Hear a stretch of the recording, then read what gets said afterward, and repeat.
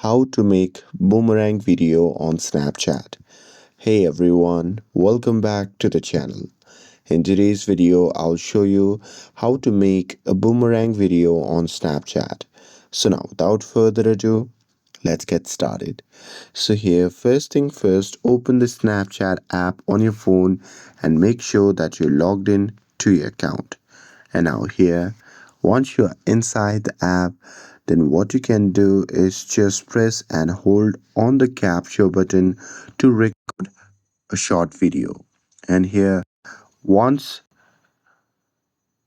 a video is recorded, then what you can do is you can just look at the right side and there you'll see a lot of options. So from there you can simply scroll down and there you'll see the option labeled as loop. So simply tap on it.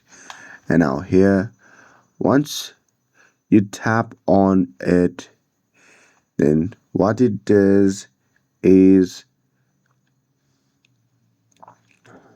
it will create a bounce effect that will make your video play outward and backward. So just like a boomerang. Now here you'll see the looping preview automatically. And that's it. With this, if you found this video helpful, then don't forget to like, share and subscribe to get updated for more videos.